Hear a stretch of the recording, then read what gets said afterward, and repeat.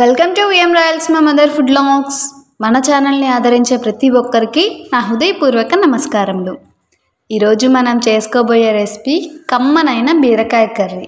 బీరకాయని తినాలనిపించినా ఎలా వండినా రుచిగా ఎలా చేయాలో తెలియక పెద్దగా తినరు చాలామంది. కానీ మా రాయలసీమ స్టైల్లో ఎక్కువ మసాలా లేకుండా నోటికి కమ్మగా అనిపించేటువంటి బీరకాయ కర్రీ ఎప్పుడు చేసినా ఒక అద్భుతమే.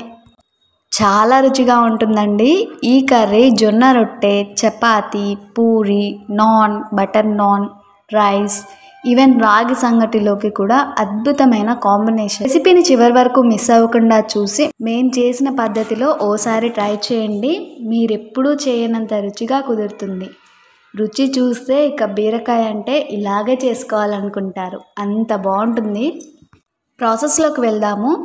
ముందుగా నానబెట్టుకున్న ఒక చిన్న కప్పు శనగపప్పుని శుభ్రంగా కడిగి కుక్కర్లో వేసి తగినన్ని నీళ్లు కూడా వేసి 3 విజిల్స్ వచ్చేంత వరకు ఉడికించుకోవాలి. ఇలా శనగపప్పు కాంబినేషన్తో ఏ కర్రీ చేసుకున్నా కూడా ఆ కర్రీ మరింత రుచిగా ఉంటుంది. తర్వాత స్టవ్ మీద గిన్నె పెట్టి ఆయిల్ వేసి హీట్ అయ్యాక అందులోనే 1 టేబుల్ స్పూన్ ఆవాలు, 1 టేబుల్ స్పూన్ జీలకర్ర వేసి చిటపటలాడించి ఇలా పొడవుగా తరిగిన ఆనియన్స్ వేసి ఆనియన్స్ బ్రౌన్ కలర్లోకి వచ్చేంత వరకు వేయించుకోవాలి. చూడండి, ఇలా ఆనియన్స్ బ్రౌన్ కలర్లోకి చేంజ్ అయ్యాక అందులోనే మంచి వాసన వచ్చేటి 2 రెమ్మల కరివేపాకు, 1 స్పూన్ అల్లం వెల్లుల్లి పేస్ట్ వేసి పచ్చివాసన పోయేంత వరకు కలుపుతూ ఫ్రై చేసుకొని ఇందులోనే ఎండు కొబ్బరి, చెక్క, 2 లవంగాలు, 1 ఇలాచి, వీటన్నిటిని మిక్సీ పట్టుకున్న మసాలా వేసి పచ్చివాసన పోయేంత వరకు వేయించుకోవాలి.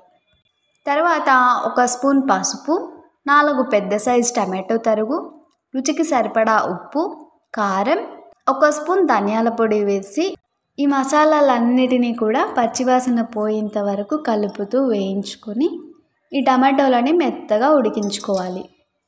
ఒక 5 నిమిషాలకి చూడండి ఈ విధంగా టమాటోని మగ్గించుకొని గరిటెతో ఇలా మ్యాష్ చేసుకోవాలి. ఇలా టమాటోని బాగా మ్యాష్ చేసుకున్న తర్వాత 1/2 కేజీ లేత బీరకాయల్ని శుభ్రంగా కడిగి ఈ సైజ్ ముక్కలుగా తరిగి వేసుకొని బాగా ఈ మసాలా అంతా బీరకాయలకి పట్టే విధంగా కలుపుకొని ఉడికించుకోవాలి. మీరు ఖచ్చితంగా ఈ బీరకాయలని కట్ చేసుకునేటప్పుడు మాత్రం కాస్త అలా టేస్ట్ చేసి చేదు ఉందో లేదో చూసుకోవాలి. ఒకవేళ చేదుగా ఉన్నవి వేస్తే మాత్రం కూర అంతా చెడిపోతుంది. అందుకోసం మనం ముందుగానే టేస్ట్ చేస్తే తెలిసిపోతుంది. తర్వాత ముందుగా నానబెట్టుకున్నటువంటి చింతపండులోనే చింతపండు పులుసు వేసుకొని అలాగే ముందుగా ఉడికించుకున్న శనగపప్పు కూడా ఇందులో వేసుకొని బాగా చిక్కపడేంత వరకు ఉడికించుకోవాలి. బీరకాయల్లో వాటర్ క్వాంటిటీ ఎక్కువ ఉంటుంది కనుక తక్కువగా నీళ్లు వేసుకొని లో ఫ్లేమ్లో ఒక 10 నిమిషాల పాటు ఉడికించుకుంటే కూర బాగా చిక్కపడి టేస్టీగా ఉంటుంది. ఇలా మధ్య మధ్యలో కన్సిస్టెన్సీని చూసుకుంటూ కలుపుతూ ఉడికించుకోవాలి. ఒక 10 నిమిషాలకి కర్రీ చూడండి ఎంత బాగా చిక్కపడి బీరకాయకి మసాలా అంతా పట్టి పర్ఫెక్ట్గా ఉడికింది. ఈ టైప్లో కూర ఉడికాక ఇంకా చివరిగా కొత్తిమీర వేసి కలుపుకొని స్టవ్ ఆఫ్ చేసి సర్వ్ చేసాము. ఈ కర్రీ వాసనకే నోరు ఊరిపోతుందండి. మేమైతే దీన్ని రాగి సంగటి కాంబినేషన్తో చాలా బాగా ఎంజాయ్ చేసాము. ఇలా మేము చేసిన పద్ధతిలో చేసిన వారెవ్వరైనా కమ్మని బీరకాయ కర్రీని ఎంజాయ్ చేస్తారు. ఈ రెసిపీ ఏమంత స్పెషల్ రెసిపీ ఏం కాదు, రోజు మనం చేసుకునే తీరే, కానీ చిన్న కాంబినేషన్ శనగపప్పుతో కలిపి చేసామంతే. కానీ ఈ కాంబినేషనే కూరకి మరింత రుచినిచ్చింది. స్మెల్ కూడా నాన్ వెజ్ తింటున్న ఫీలింగ్ ఇస్తుంది. అంత టేస్టీగా ఉంటుందండి. చాలా సింపుల్ కూడా. ఈ విధంగా చేసుకోండి, ఎవరికైనా సరే సూపర్ రుచిగా వస్తుంది.